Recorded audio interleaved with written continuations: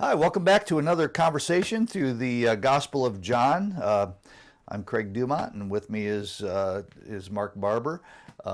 Mark, you kind of announced a little while, sometime back that you were retiring, but you've never really retired. You continue to pastor a church, and it's just a small church. Yeah, but hey, listen, taking care of a small church is as important as taking care of a big one.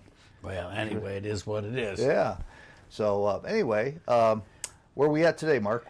Well, we're going to start with John 6:42, which is reading back a little from where we were last week, and we'll creep forward.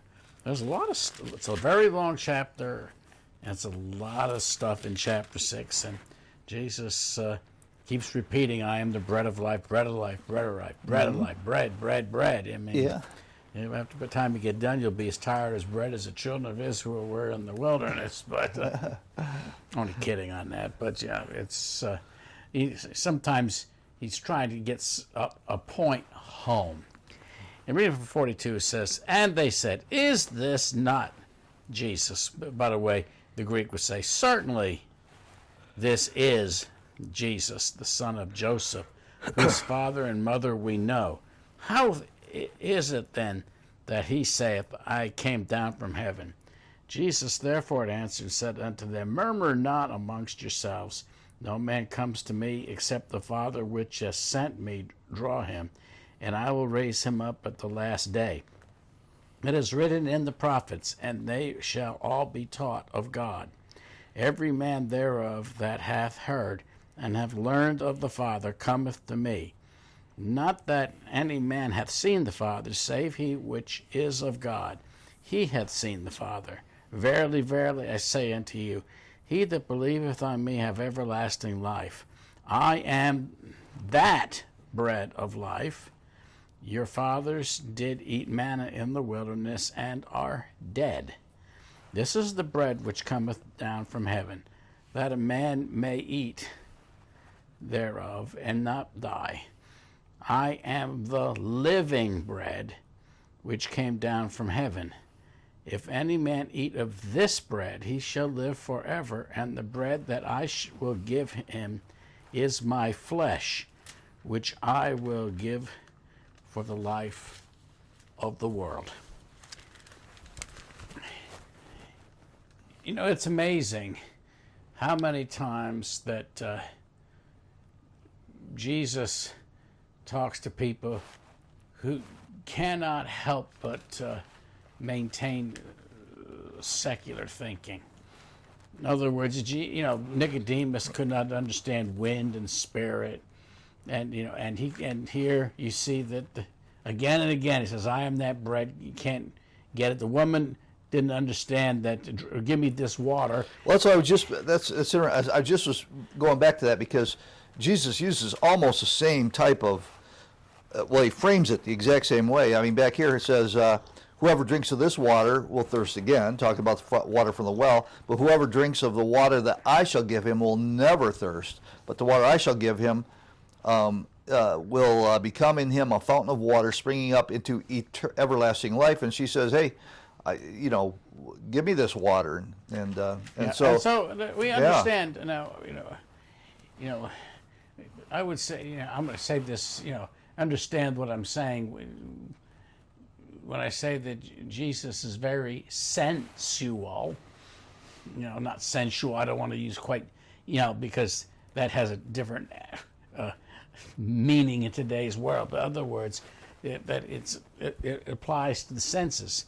The idea of taste, touch, hear, see. Well, of course, that's what we were created for. Okay, now, so when we look at, sometimes we make a dichotomy between what's called, let's just say flesh and spirit. Mm-hmm. And we say the flesh is, that's, in the Greek sense especially, the flesh is evil and the spirit is good. Right. Now, I think we need to nuance it maybe a little bit differently, because I don't think that's quite what the dichotomy is. No, in fact, there's no dichotomy. Man is made as a spiritual whole, really. There's I'm not saying there's anything. That's me trying to explain. You're not. What you're saying is you're not pitting the flesh versus the spirit. No, first of all, God created the bread. That's right. Yeah. It says, that Moses did not give you that bread. Right. But that bread, by the purpose of God, was only to sustain life for the day. Give us this day our daily bread. It is a metaphor. Yeah. But it's the idea. It's not saying that earthly bread is wrong or earthly drink is wrong. Right. If one properly gives thanks to God as creator, and so on and so forth. If you understand, and something which is spirit, good, very good. Something which is spirit is not necessarily good. Mm-hmm. Now, that's that. So the whole idea of trying to say, well, the flesh is bad and the spirit is good. Well, the world God created is good. Yeah. And man has corrupted what God has made good. Uh-huh. And the spirit which comes from God is good. And the spirit he breathed into man, too. It says he breathed on Adam and he became a living soul. Now, Mark, I want to just, I think it's important. It's interesting because we always do that. But now you just mentioned there are evil spirits. I mean, there's definitely demonic forces, right? Isn't it interesting that how devils want to inhabit a body, even if it's a pig's body? Don't send us out of the body. Don't send it to the demoniac. Don't send us out of the body. Oh, okay. So, well, if you're going to, then send us into the pig. We want to be embodied in some way. Yeah. So there is. I'm not, when I say dichotomy. Yeah. I'm not saying that it is that there's necessarily division, other than it's a logical division between that which is accessible from our senses. Yeah. Our visual, our earthly vision, our earthly hearing, our earthly taste, earthly touch, so on and so forth. And those are things, of what we would call of this world.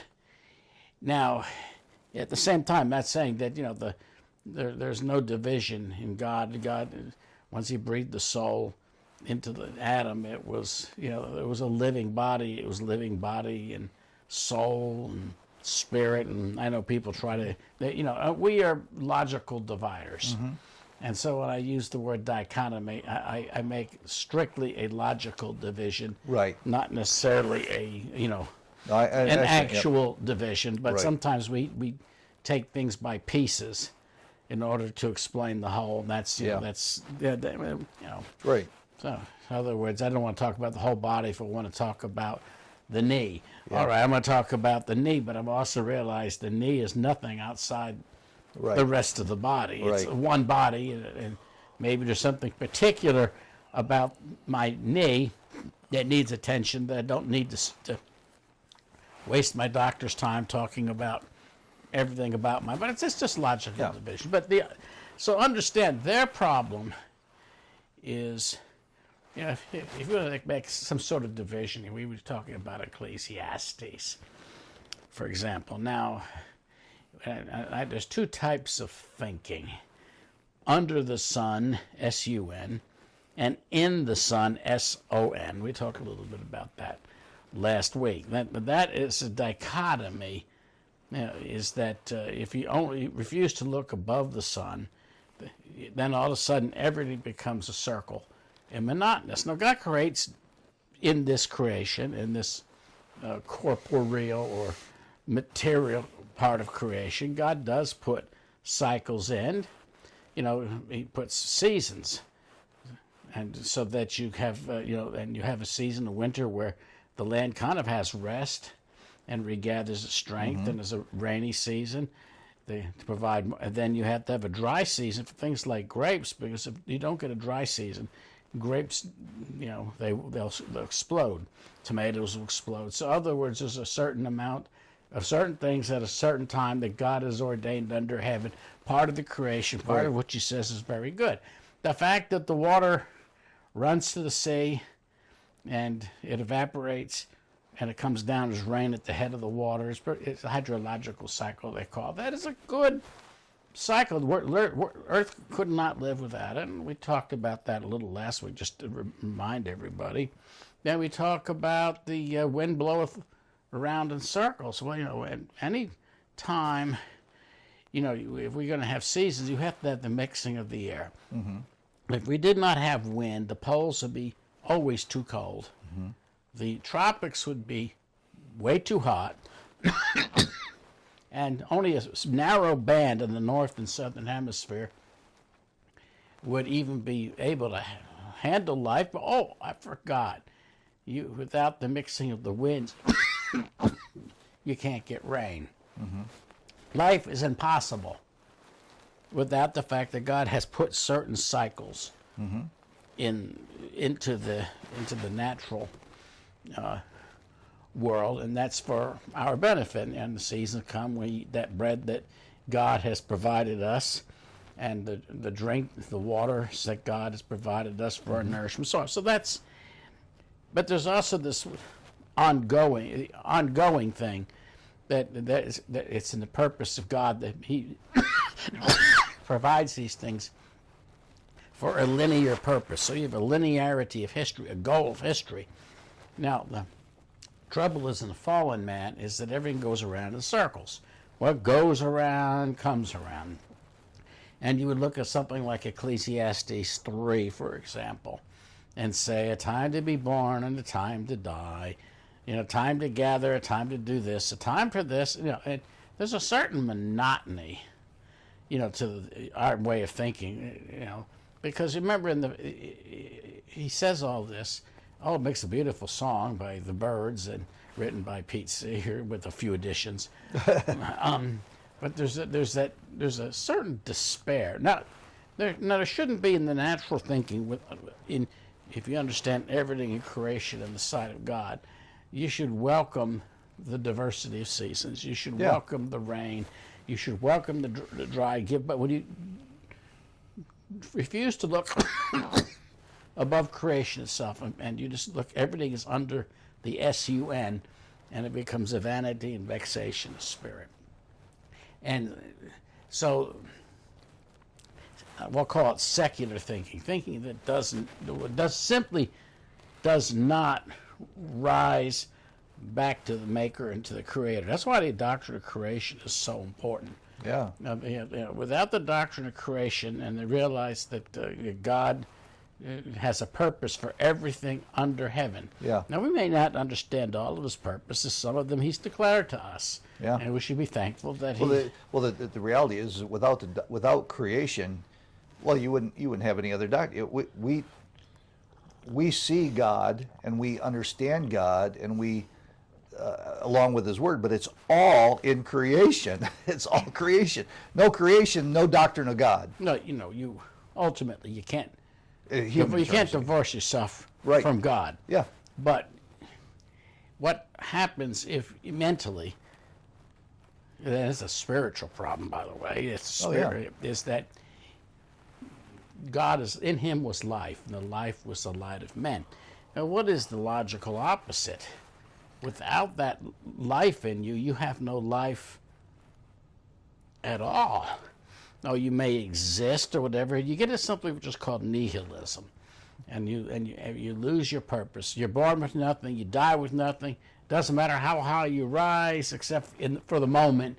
You can enjoy all these things for the moment, but you know that the wheels are going to fall off your train someday, and you only live once. Go for all the gusto you can, because it all ends up with nothing. Right. So the poor man and the rich man both die together, and they're born naked and they die. Might as well die naked. Well, you get another form of that in material. A lot of the people who just chase nothing but wealth and accumulation is the one who dies with the most toys win. I mean, that's actually the flip side of nihilism. Well, I think the answer that the one who dies with the most toys dies. Yep. And after that, the judgment. Yep. The one with the fewest toys dies. Right. And after that, the judgment.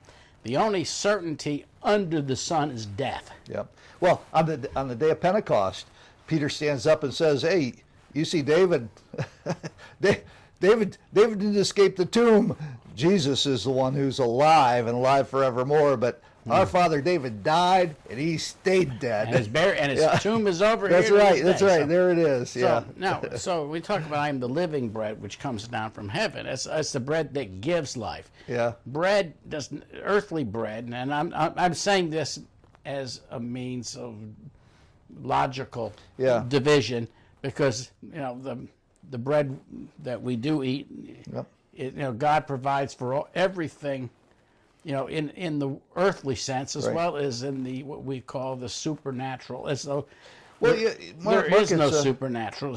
God, everything in creation is under God. So God, you say supernatural, he's doing something beyond himself. No, he's God of everything. Yeah.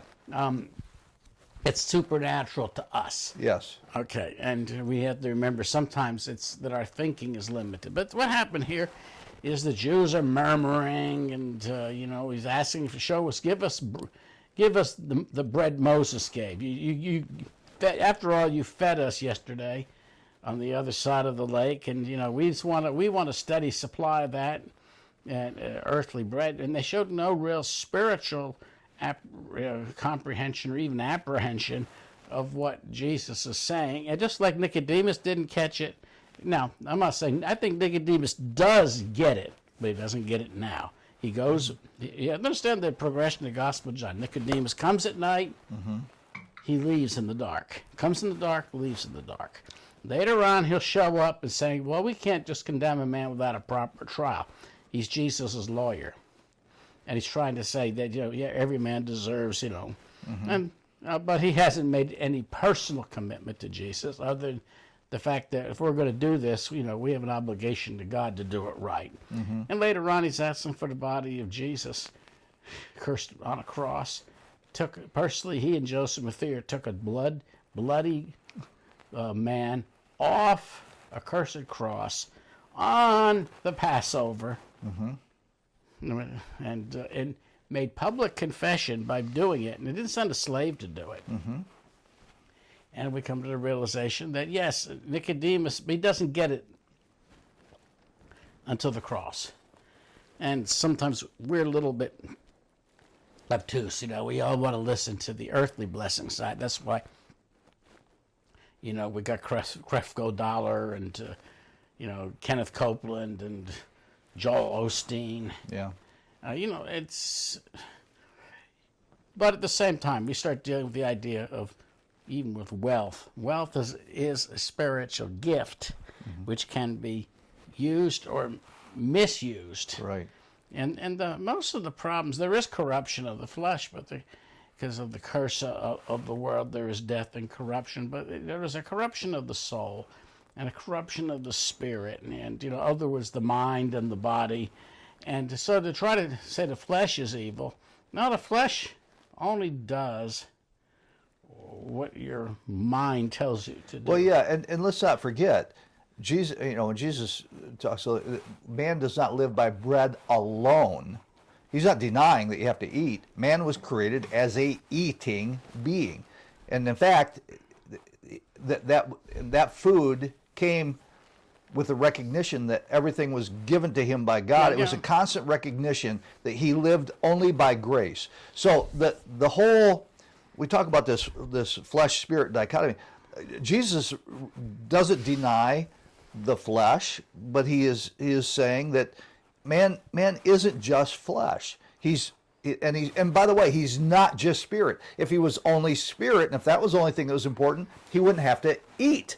But he is both flesh and spirit. And he's raised from the dead as a spiritual body. As a spiritual body. And exactly. Jesus shows the body of the resurrection. Yes. You got fish? Yep. You got, I'll have a little honeycomb too, if you don't mind. Yeah.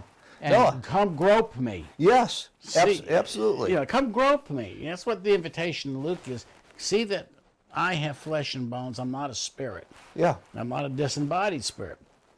So even in heaven, we'll have, we'll be the perfect or the completion of what God created man to be. Yes, that's Okay, exactly right. that's and that is both in a body that is spiritual. In other words, that it's it's not gonna corrupt. It's not going to die. It's not going to yield to temptation. Yep. And being spiritual doesn't mean it's not tangible. Like you said, Jesus, they touched him. There was something there. They didn't just put their hand through him, but they touched him. There was a tangibleness. I don't know how to, but it is a spiritual body is still a body. So when we try to dissect soul, spirit, and body, realize that that's only for convenience. Yes. But because so we can explain maybe an aspect of the one body. Yeah. And I think that's it's important to remember that. We get too many people that just think of, and in fact, most people think. I mean, we talk about heaven. Most people think that that's the pinnacle of everything, but it's really not. The resurrection. I mean, I'm not saying that. Don't get me wrong. It's not being in heaven is. Well, no, but what I'm saying is that there is the resurrection of the body is a great teaching that people forget, that when we die we just don't go to heaven and remain bodiless, just kind of floating all over the place. There is a and I don't understand. I've got a lot of friends that are in the middle of major fights right now, calling each other heretics over exactly how that resurrection takes place. I don't understand. I'm not going to claim to understand it. What you've got to do with the resurrection is, what does the Bible say about it? Yeah. And speculating too much beyond that. We know that when he does appear, we will be like, for we shall see him as he is. And you see, yet in my flesh shall I see God. Yes. And not another. And Jesus ate and. And we can talk. What does it mean to be absent from the body's present in the Lord? Do we float around as souls in space? Well, I'm going to say, if that were God's will, I don't think it is. I don't think there's any support for it. But if it is, so be it. Yeah. The thing is, the emphasis is that we will be with Him. We will rule and reign with Him. Yeah. We'll be a kingdom of priests, and we'll have sacrifices of praise. Yes. And so on and so forth. What the Scripture says, and we need to look more towards what the final result. As far as gates of pearl. Everything precious in this life is in abundance. Therefore, nobody will want to fight a war over pavement. But ultimately, we find that, man was created, the earth and everything in it was created for God's glory, but for man was placed here. Man was, the earth, the universe was created for man. We want to escape. We have a Greek version. We want to escape the universe and go and escape to heaven. But ultimately, we see New Jerusalem. We've talked about this. New Jerusalem comes down from heaven. Man is created for this earth. I think ultimately this is going to be where we're at. This is going to be where we're at. Now, I don't think that there's any different. I don't think there's any doubt that we're going to be going back and forth between heaven and earth. I think that they're going to, in some way, there's going to be this combination thing where. I'll wait and see how this all works out. And I'm not, but the important thing is that the Jews had no understanding. Yeah. And they said, first of all, they said certainly, and I'm trying to say what the Greek is. Certainly, his father is Joseph. He didn't come from heaven. His father came from Nazareth, and if they looked a little further behind, they would have found he came from probably Capernaum, and then that Jesus was actually born in Bethlehem. But an earthly event, an earthly time, and that's all they say. And obviously, nobody is born any other way than from the union of a man and a woman. Whether it's rightly conceived or illegitimately conceived, there's got to be a conception, and they cannot conceive how Christ says, I came down from heaven. Because all they can see is Joseph is the father, Mary is the mother. He had brothers and sisters, and we know them all. and then we can dismiss all his claims because that's all it could be. There is no such thing as miracles. These are Jews who at one time believed all these miracles and signs done by Moses. And through Moses is the better way to understand it. Right, yeah. Moses, all he did one time was lift up his hands and a battle was won, and then Joshua had or Yeshua, if I want to use his Hebrew name, lifted up his arms when his strength ran out, and we can say, okay, and then we can see that Moses speaks, and then all of a sudden, some miracle or some punishment comes forth, and they say they believe Moses. Did he do these things?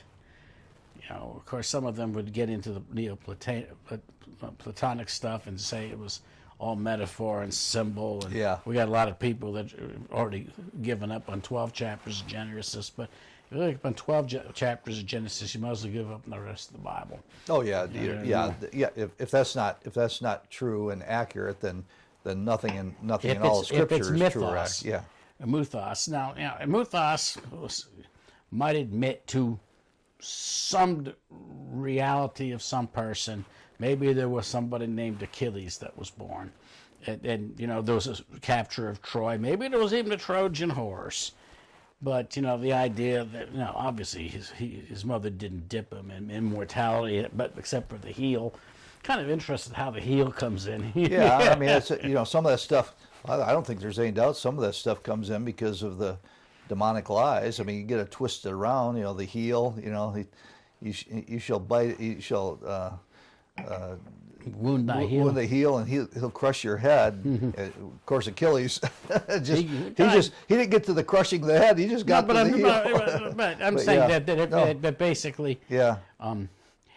That what we have in the Old Testament is the Jewish equivalent of Homer in the Iliad and the Odyssey, and there's maybe some moral teachings and things, and maybe there was a Moses, but you're saying that's a lot of the modern teaching. Yeah, maybe there was a Jesus, and we have these teachings.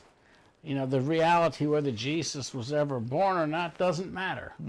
Or there ever was a Jesus. We have the teachings, and they completely disembodied, Jesus from the teachings of Jesus, and say, well, there probably is somebody named Jesus that was wrongfully crucified, but he's dead, and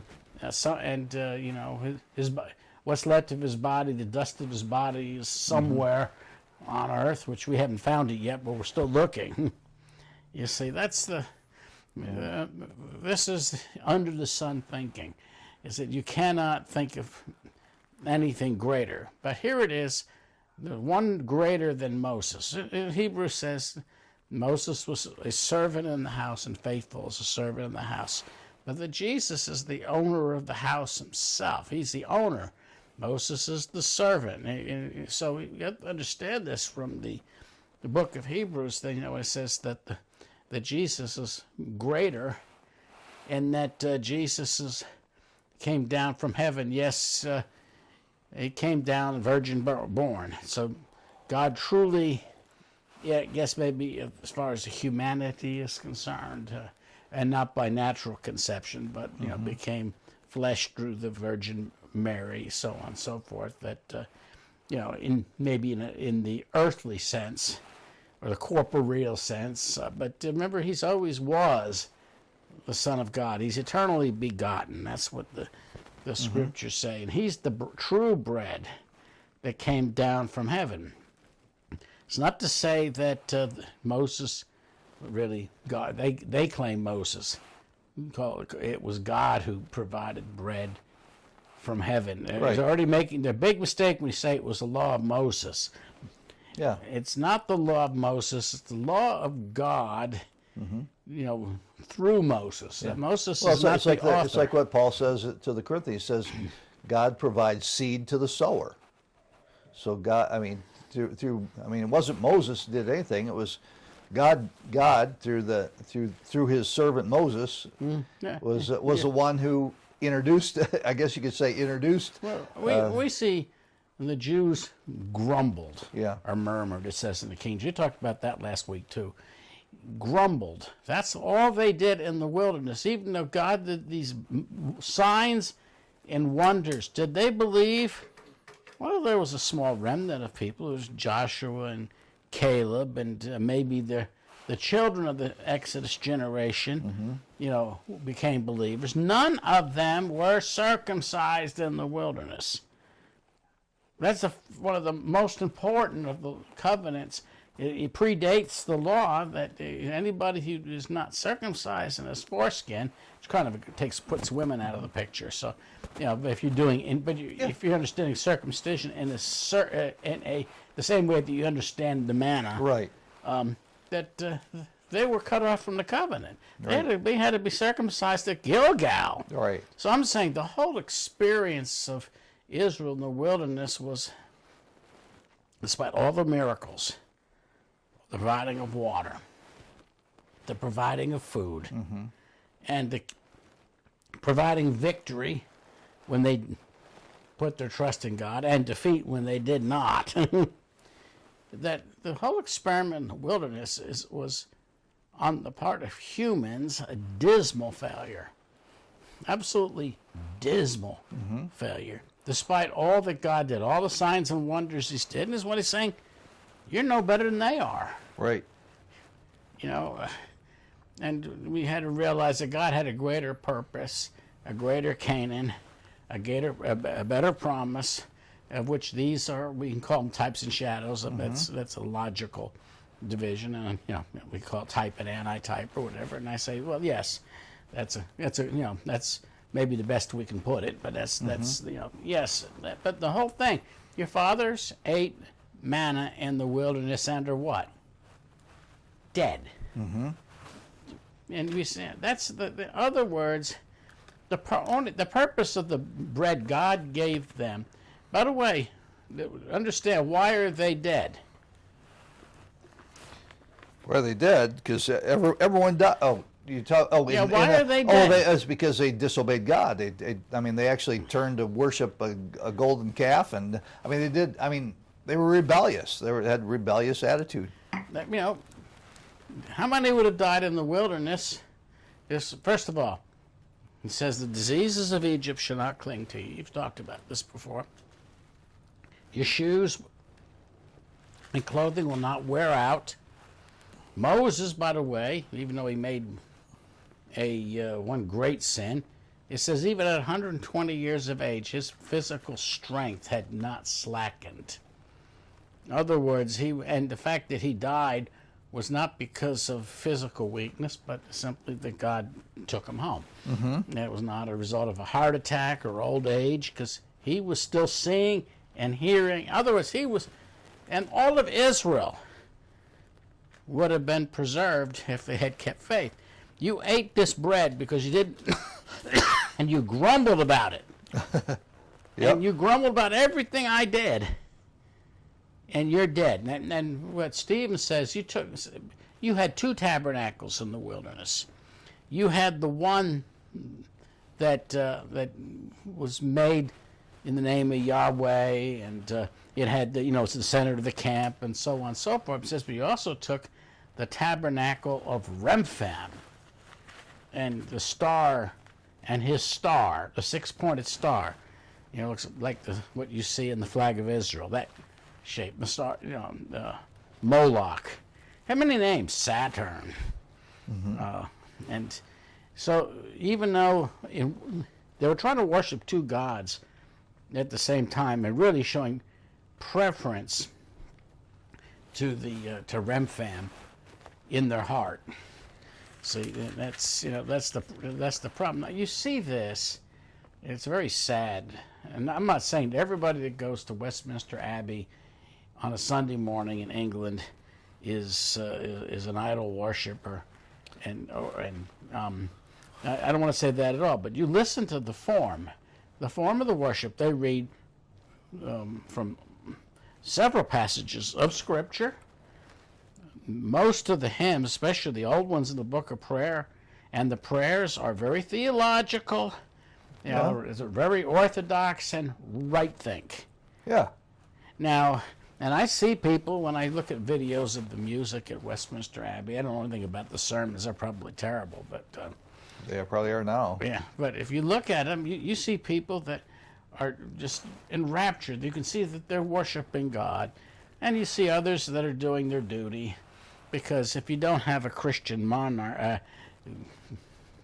veneer, you can't be a monarch. In other words, you know, I don't know what's his name. King Charles is doing his best to shed that. I bet King Charles is going to end up ending the monarchy, and I'm not, you know, for better or for worse, I'm not British. I could care less. It doesn't really exist anywhere, except for in terms of privilege. Well, you just have to look at the history of England and realize they're no better than Israel, the Church of England. So I'm saying there are the remnant. There are people who are true. They're going through the form of worship, but if you go to, I was looking at a History Channel thing once, and all of a sudden they were showing, let's say first of all in France, they used to have this group called the Knights Templar. Oh yeah, yeah. The Knights Templar, built the temples. They're the Masons or Masonic Lodge. English Masons kind of derives from that, and they built the temples and these magnificent cathedrals. And underneath, they have a cathedral to Satan. In other words, in the underground, they would show up above ground to do their duty, and then they would have wine, women, and song in the sanctuary directly under the high altar. And you have English churches that are made exactly the same way. So they go upstairs in the morning and on Sunday and do their duty and put on their show, and then underneath they would be worshiping Satan. So it's so I'm saying that and here you have to understand that they were not believing.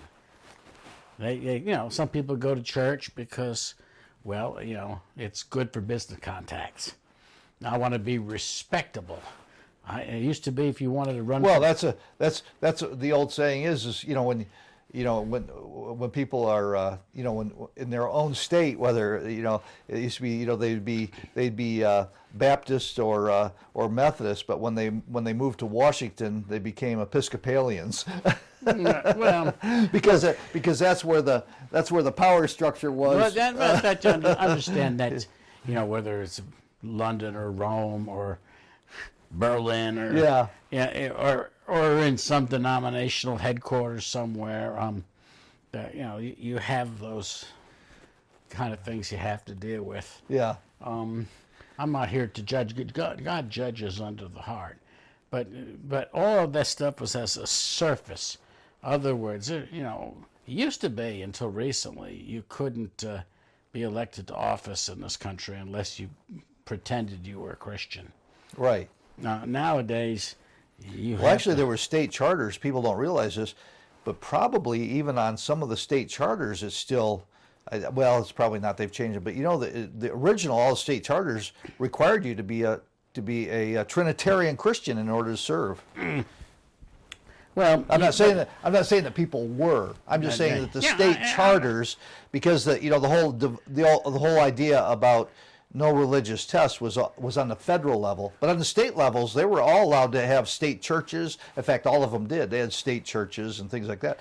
So it is interesting that you're right about that. Let's go back to what we see here in the crowd with Jesus. You had all different kinds of Jews.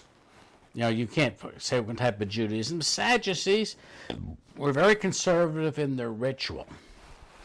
In other words, they had the morning sacrifice, the evening sacrifice. They wore the right vestments. They outwardly kept all of the holidays, but they didn't believe in the resurrection. And they pretty much, it's because, well, this is a good living. We make, we do this, and without any, they labored for the bread which perisheth, perisheth, and they had no inward understanding of. It's kind of hard to say what Judaism is, but their faith. They said, the law that was given by God through Moses, and they denied, half of what God had done through the prophets. Now, or they held to the prophets as secondary to the Torah, but they didn't keep the Torah either. No. Now they would go through the motions. They would read through the text. They would chant the right songs that we sing. Well, that's what Jesus said to him. He said, "You lay burdens upon the people that you don't handle." So, and then the Pharisees were they had, well, we're going to hedge around the law, and we're going to make a law that you can live by. And they'd be very strict. Here they'd cut a corner. But the idea is that the very essential heart of things is to basically, we are the sons of Abraham. Now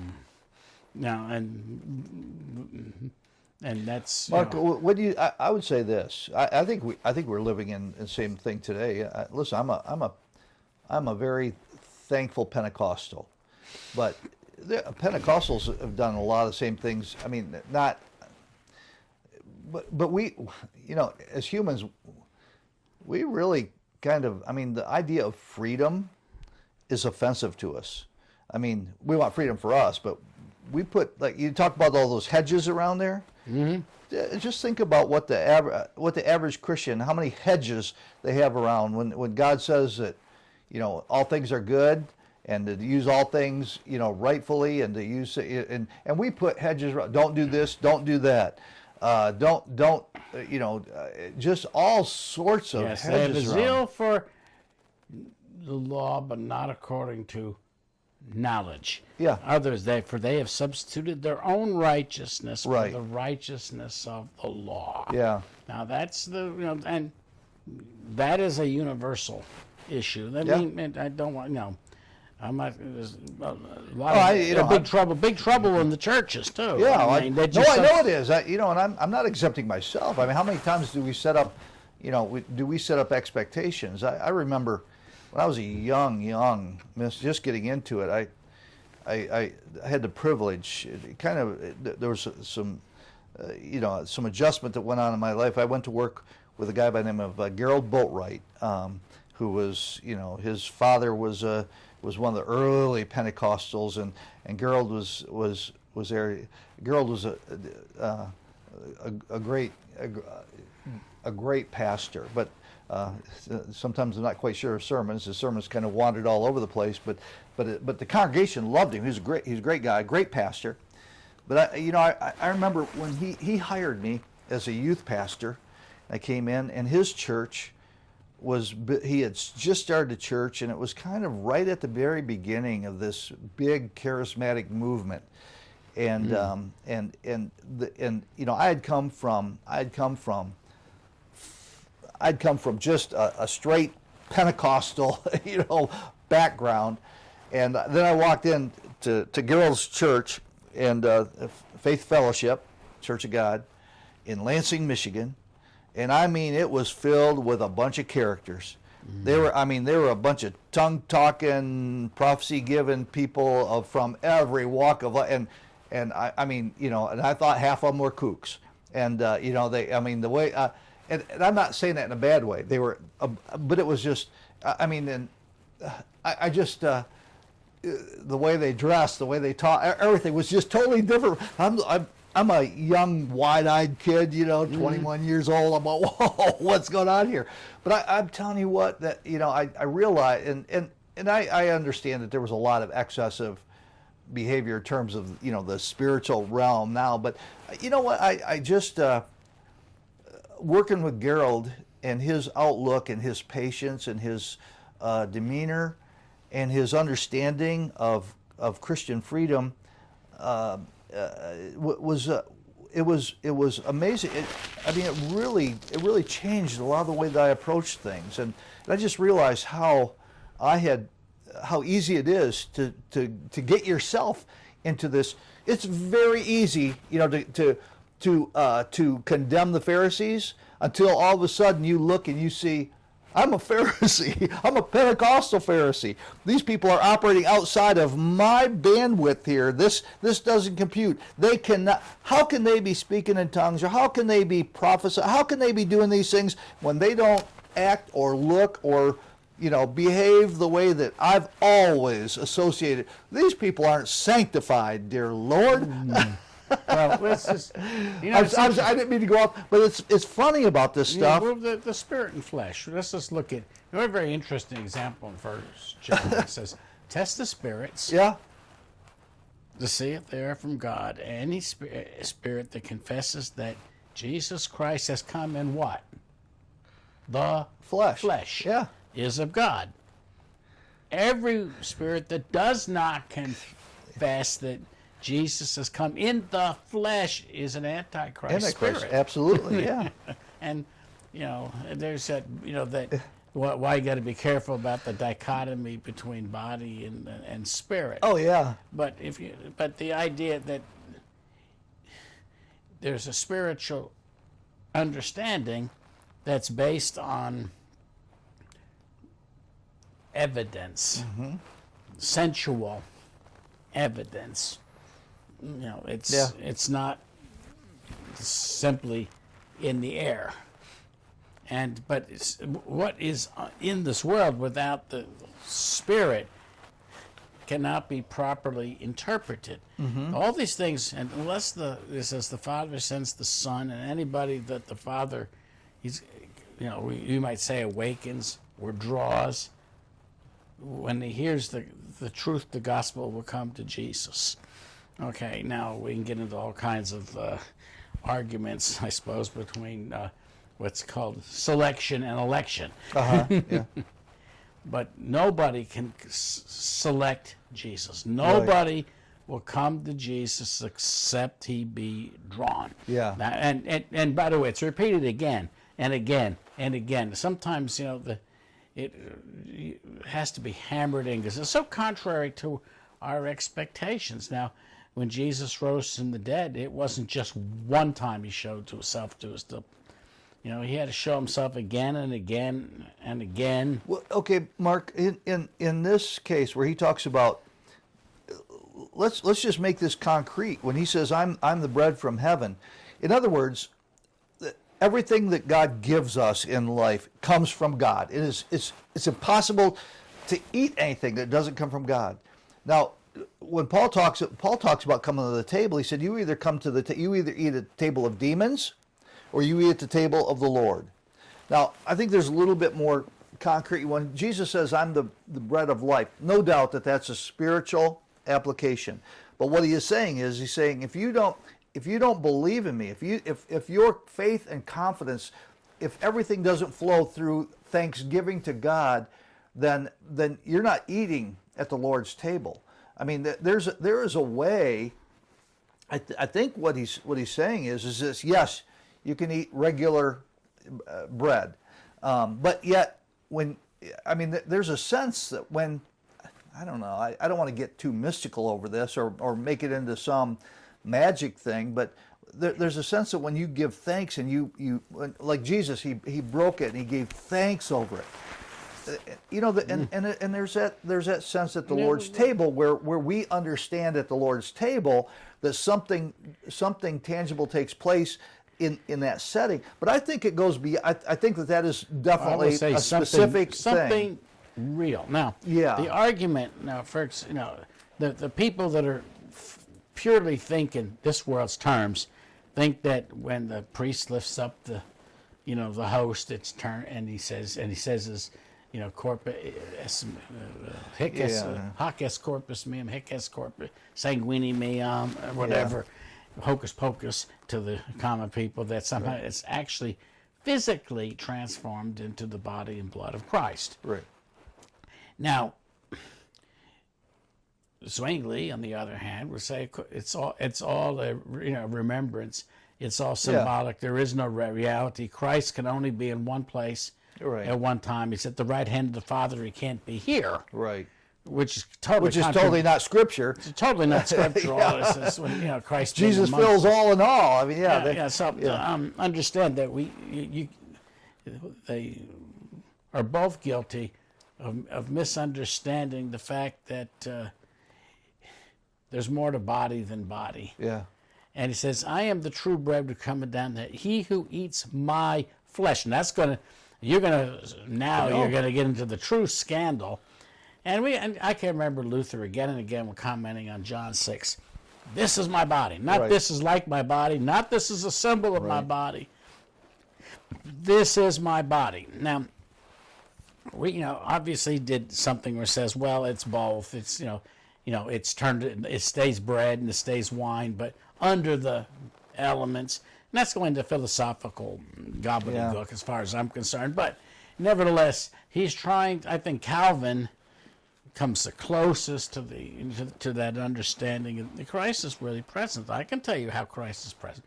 Where two or three are gathered in my name, I am in the midst of them. Well, the body of Christ comes together and partakes rightly in the communion. That's what the body and blood of Christ is. It's in the membership. We are His body. We are His workmanship. Yeah. Created in His image. Christ in us, the hope of glory. And see, if you're looking for the body and the bread, then look for where two or three are gathered in His name. And I don't know about that. That's not. I think that's a. I understand what you're saying, but that's not the definition of a church for sure. This. I mean, that's how the Catholics got Luther. Luther said, "If I and I alone," and of course, but they said you have to have, when the Bible says take it to the elders of the church. I mean, it immediately changes this from a one-man show to. But so it's a church is more than just two or three. Well, I'm talking. That was all talked about in terms of discipline, wasn't it? Well, I'm kind of talking about a minimum, not necessarily. In other words, and of course he's talking about church discipline. So obviously you see that in 1 Corinthians 6 demonstrated that principle. Demonstrated, or I think it's 6, but it's anyway. It talks about because that was because the context says talk to his fault privately, then 2 or 3, and then to the elders of the church, and he won't listen to the elder of the church, disfellowship him. Yeah. And the idea maybe he'll come to his senses and he'll repent and come back. Always the idea of restorative justice. So, you got to be careful about the idea, but it says But there is a truth that there were the 2 or 3, the Spirit of God. When the Spirit of God is present, when and sometimes it's called the Spirit of Christ. Yeah. But I'm saying there is a real presence. Yes.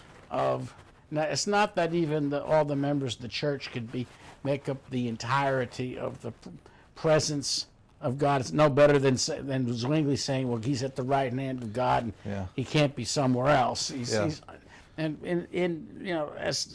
he's omnipresent, all these omnis. I'm not. I'm sorry, I just thought it was so funny. But I'm saying you're dealing with a mystery that cannot be understood by mortal man. It doesn't mean we see in part.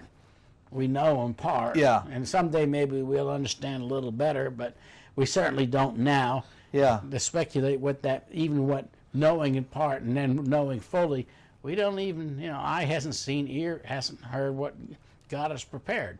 Now, He has given us of the Spirit. He's given us a down payment of what it's going to be like. We are not blind to our future, but we are, whatever we think about the kingdom of heaven and everything and all the language that we have, it's going to be more than we can see or think. In other words, there's going to have to be some point that our bodies are going to have to be transformed to take it. Just like, it talks about Paul. I was snatched up into the third heaven and heard words that were not lawful for man to hear. Yeah. Okay, and so we have to understand, we don't know we know in part, we see in part, and when the Lord how come returns, we're not happy with that? Well, that's not. Give us more than bread. We're tired of bread. Give us quail to eat. But that's an important point. But it's a very great thing in here. The grumbling and mumbling, That is that's the backslide out the door. I can say that's. So, well, we haven't got that far. I won't even. Well, maybe we'll get to that next week. Let me see. Where do we started with 40? We started with 42, right? Mm-hmm. And we read down through 51 through 51. Let's go back to 45 for a minute, if you don't mind. Okay. It is written in the prophets, and they shall all be taught by God. Therefore, everyone who has heard and learned from the Father comes to me. Now, is this Jesus' claim to be God? Because he's teaching them. All right. Not a prophet. I will give you the Greek. It depends whether you have a subjective genitive or an objective genitive. The one could say they should all be taught about God, or it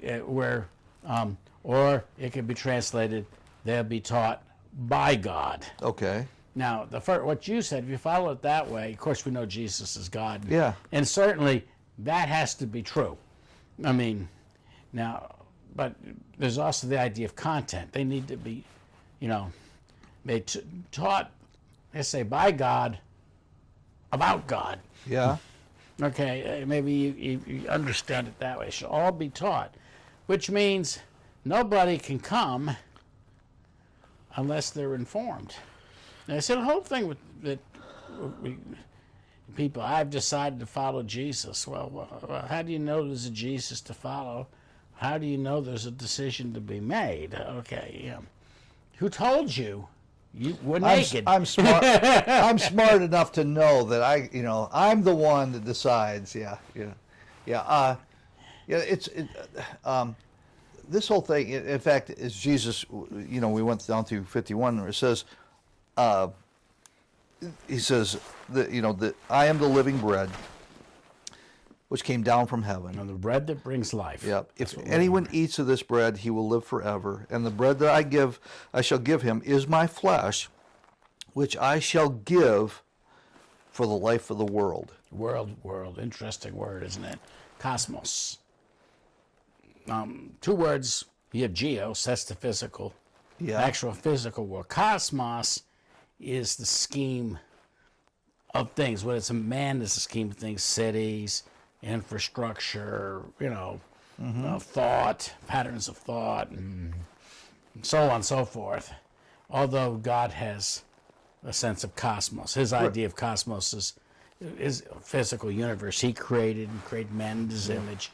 So, cosmos, has, it depends on whether you have a God first or a people first understanding of cosmos. Okay, so what are you saying here? What does that mean? What do you mean? Well, he gave his life for the life of the world. Okay. Okay. But what you're saying is that actually the word was cosmos. Cosmos. It's not geos. He's not talking about the physical earth. So what is that? What's the implications of that? What are you trying to say with God that? so loved the cosmos. Okay. That he gave his only begotten. No, but how did you define cosmos? Now, when I think of cosmos, I think of the universe. Cosmos is the idea of an organizational scheme. Okay. Okay. Okay. And basically an organizational scheme and under the sun thinking and fallen human thought. It's talking about the cities man makes and name after themselves, like we can see in Genesis, or it's the kingdoms that you make, and says, "Is this not great Babylon which I have builded?"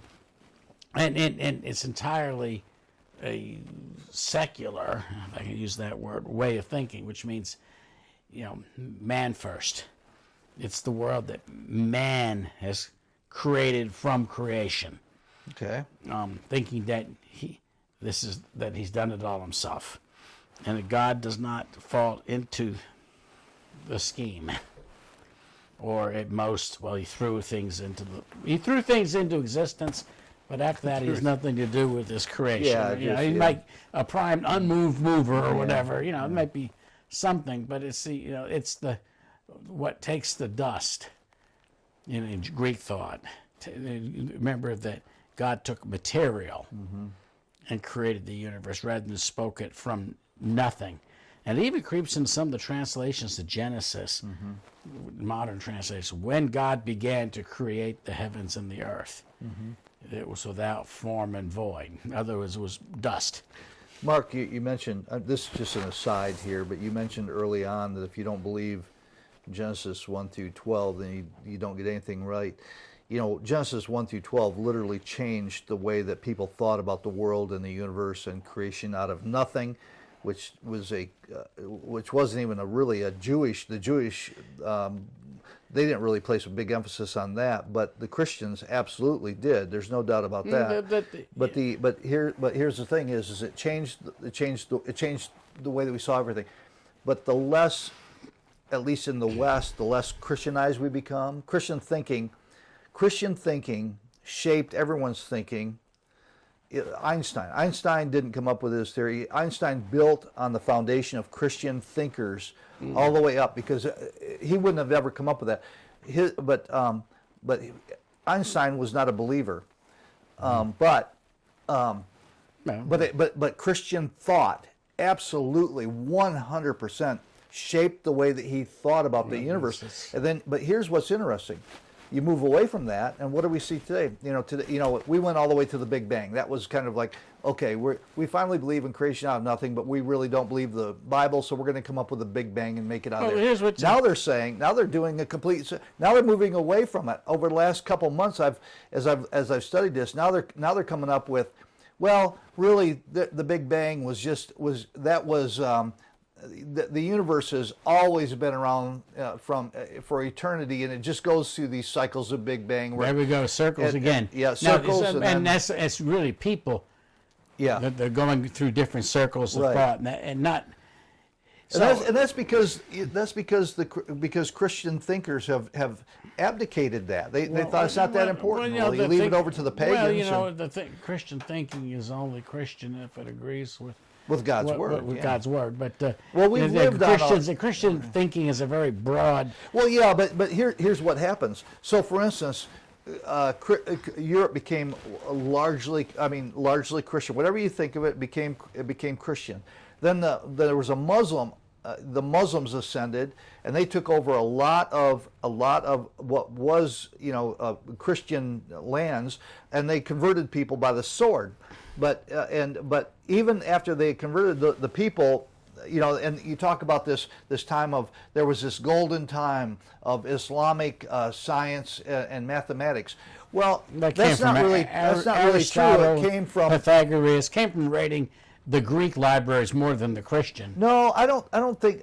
Remember, the Christians thought the world was flat. Christians thought no, they didn't. Well, they did. Not very many. No. Up until the 14th century, that was what it got Galileo in trouble. That did not get Galileo. That's not true, Mark. Galileo got in trouble because he ticked off a pope. But before that, for 100 years before that, people, I forgot the guy that was before him that wrote all about about the movement of the earth and the stars. I know you're talking about Roger Bacon. No, not Bacon. It was But anyway, the fact is that nobody believed that the earth was flat. Nobody believed the earth was flat. That is a pagan lie it just wasn't. All I can say is they incorporated a lot of Greek thinking into their Aristotle and Plato were very influential things. Yeah, but where they got most of their good ideas was from Christians. Got to be careful, about what Christian thinkers. But it's what is true is true in God, and then the creation. Because you got a person that calls himself a Christian and translates the Genesis 1:1. When God began to create the heavens and the earth, it was without form and void. And that's the kind of the Higgs boson idea. But Hebrews 11 says that he made everything from that which is immaterial, not visible. Higgs boson, whatever that might be, it's a construct of someone's head. It's a God particle. It's a God We've solved particle. the entire universe. It's still a particle, and under a big enough microscope, you But will we see. which means we must be God because we discovered it. Well, I don't want to get it. I'm just saying the idea of thinking. But anyway, we need to kind of wrap this up. So, we're getting to what Jesus is going to talk about. Now, John does not mention what we call the Eucharistic communion, but what you see here becomes it's not because John didn't believe it, because John, that's covered in Luke and the other Gospels, and John wanted to bring out the Jesus.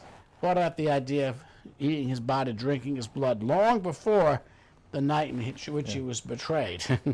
By the way, just as a point here, and I'm not even claiming this to be Christian, but way back 4,000 years ago, the Egyptians measured the circumference of the world by sundial. I mean, basically with suns and shadows. They came amazingly close to the real circumference. So the world, nobody in the world ever thought that the world was flat. That's not Hardly. That simply is not true. I mean, you might say that. Well, there might be a few, but that's not. Amongst the popular. Columbus certainly didn't believe it, and they use him as a thing. There was no concept of a flat Earth with Columbus. Yeah, in popular thinking, the Earth was very flat. Well, yeah, that's and look. You and I are going to disagree on that the common people thought the Earth was flat. And that's what they were taught. Now, if I can become a flat earther for one moment, if you flat Earth explains real estate very well. You break everything up into squares and rectangles, and it's very easy to say it's 180 feet by 160 feet. Now, if you know the world is round, you got to use polar coordinates, and all of a sudden you come up with an immensely complex thing. And as soon as you introduce pi, anytime you do into polar stuff, you're putting irrationalities into the mix, and you could not be able to describe a piece of physical land. Now, so we treat in real estate as though the Earth is flat because the error caused by the curvature of the Earth over a moderate piece of property is negligible. And everything we make, even in science, because you have the square root of 2 and pi, the two most important parts of math, are irrational. And so you cannot exactly describe anything in rational terms. But Mark, we use terms like that all the time. We use terms like that, like the sun rises in the east and sets in the west. Jesus used that. But that doesn't mean just because we use it as popular, because from our perspective, that is. I'm just saying. And scientifically, by the way, scientifically, we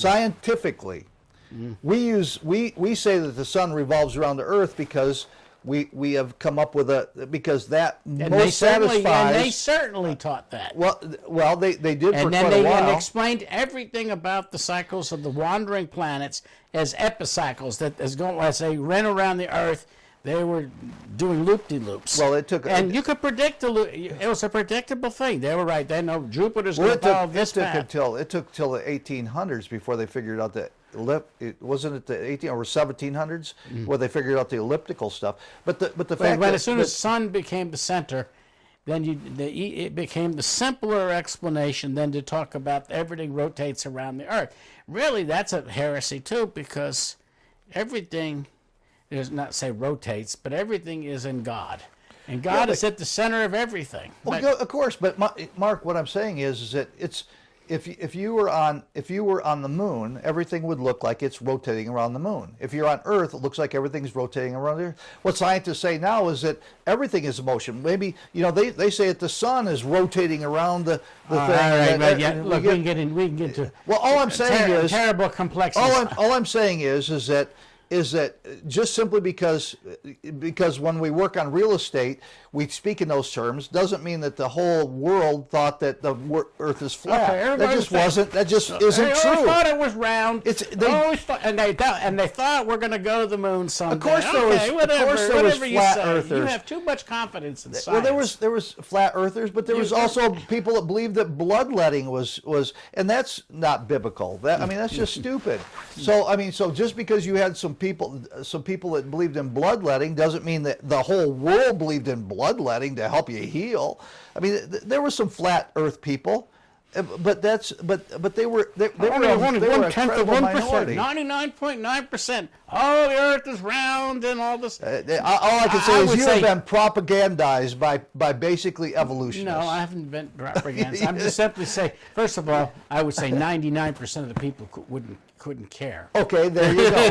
I agree with that. I'm totally ignorant. And they're the ones that are going out and just doing And the easiest way, but if you're talking about the thinkers, the easiest way to explain, the easiest way to explain amongst that is that when the sun comes up in the east, the Pharaoh takes the sun up in his chariot, drags it across the sky, and it sets.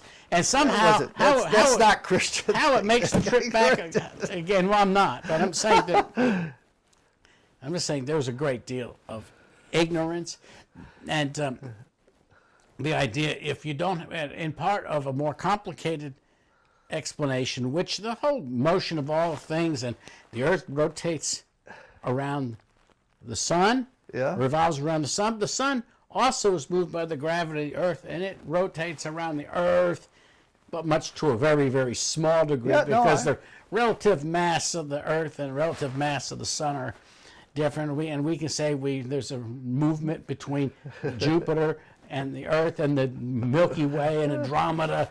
I don't want to get into all the. But I'm saying I just don't want to shortchange the idea that people just don't understand that with the resurrection of Christ came a whole new way of thinking. Did it take years to come out? Yeah, it took a lot. The first Christians were basically worshiping in catacombs where the Roman soldiers wouldn't go because it was difficult to breathe and it was horrible conditions, and so they were. I mean, it takes hundreds, sometimes thousands of years for ramifications to come from Christian thought. And who was the evolutionist here? I'm not an evolutionist. I'm just simply saying it takes time for Christian thought to get. We're still catching up, and 2,000 years from now, we'll know even more. All I'm saying is that everything that we know about light today started with Christ. I am the light of the world. God, the creator of light. And if you don't start with that, and if you don't start with Jesus as being the light of the world, then that's where Christian thinkers did. They go, hey, God speaks about light and incredibly important. Let's study light. And so we forget that it wasn't like Einstein being an unbeliever just goes, oh, I understand. No, he had 2,000 years of Christian teaching about light. Some of it right, some of it wrong, but there was all these theories, and it was all built on Christian thinking about light. And then he comes along and goes, okay, I get this, but he was conditioned through Christian thinking, even if he wasn't a Christian. He was acting on Christian. He even says it. He says, I have to act as though there was a God, even though I don't believe there is. But in order for me to understand anything in the universe, I have to act as though there is a God who orders things. Ich glaube in Spinoza Gott. I don't even know what that said. I believe in Spinoza's God. Well, all I know is in order to make any sense. By the way. Anyway. All right, well, we'll have to stop this because we're getting too long. Yeah, okay. Thanks, Mark. See you next week.